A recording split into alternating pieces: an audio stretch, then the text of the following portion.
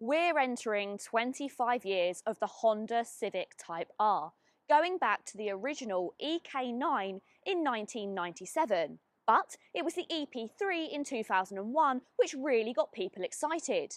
The shape was distinctive, the gear lever on the dash was great, the engine, weight and chassis package was all spot on.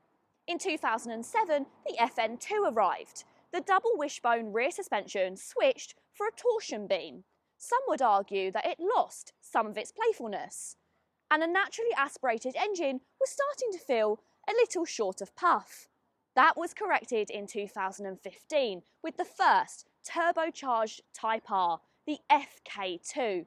Its outrageous looks certainly divided opinions. And then the FK8 arrived just 2 years later, tweaking on what was already almost front-wheel perfection. It brings us to the present day. 25 years have led to this moment. Introducing the FL5.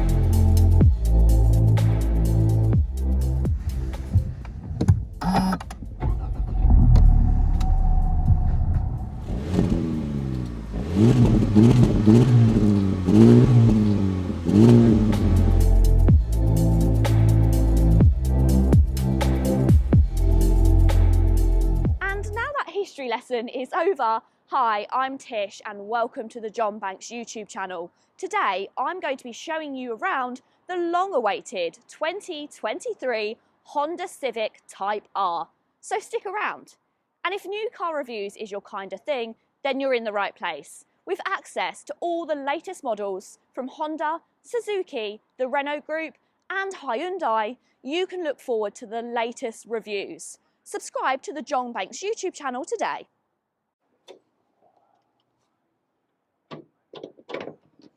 Underneath the bonnet, it's a familiar setup.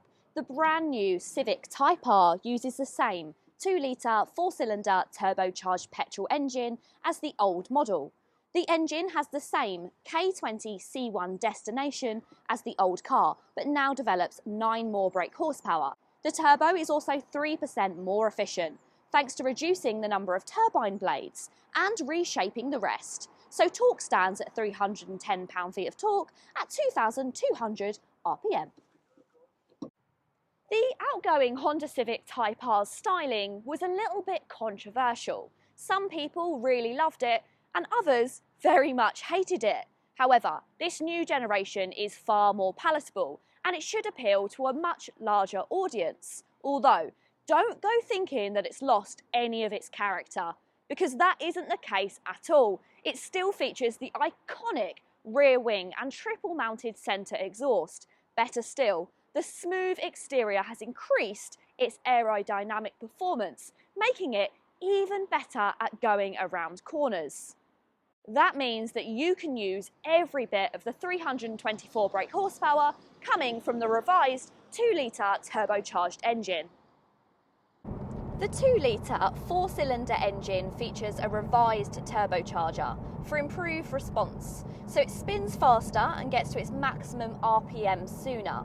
There's also a new, less restrictive exhaust system with a more sophisticated engine control module and tweaks to the cooling. As a result, the new Honda Civic Type R will sprint from 0 to 62 in just 5.4 seconds, which is incredibly fast for a front-wheel drive car. Tweaks to the steering setup have been aimed at boosting precision and responsiveness, while the new Type R structure is more rigid than ever. Its body is also lighter thanks to an aluminium bonnet, and that saves more weight, as well as a tailgate made from plastic resin. So not only is it now more aerodynamic, but it's lighter as well. And all in all, that is going to improve this car's stability on the road, and it's going to make it corner better, handle better, and just all round improve on the previous generation. Compared to its rivals on the market, the Honda is quite a large car. It's 4.6 metres long and just shy of 1.9 wide. That makes it 300mm longer and 100mm wider than a VW Golf R, roughly the same size in fact as a BMW M3, meaning if you're looking for a performance family car, this could be it. Thanks to the added length, space in the back is very good, despite some chunky sports seats for front seat passengers. There's only space for two, mind, with the middle seat being replaced with a set of cup holders. Boot space is above average for a hot hatch and matches Honda's non-performance model at 410 litres. It's a really usable space with a retractable parcel shelf. Inside you'll find an interior which is based off of the standard Civic, and that's not a bad thing at all. It means that it's clean, uncluttered and has a user-friendly layout, which gives you physical controls for your air conditioning and real buttons on the steering wheel. I much prefer them to the touch-sensitive ones that you get in the Volkswagen Golf R. Other changes include the introduction of metal pedals and this brushed metal gear knob, while the red upholstery is mirrored by the bright red carpets. There's also a prominent serial plate with the car's build number on the dashboard of the car. This befits the Type R tradition. It may not sound like a lot, but it really helps to make the Type R feel sportier and more special than its siblings. The Type R is made to feel truly distinct from its regular Civics, with racy suede trim seats, red dashboard inlays, racing car style steering wheel, and smatterings of imitation carbon fibre highlights throughout. One big improvement over the previous Honda Civic Type R is the addition of Customizable drive mode.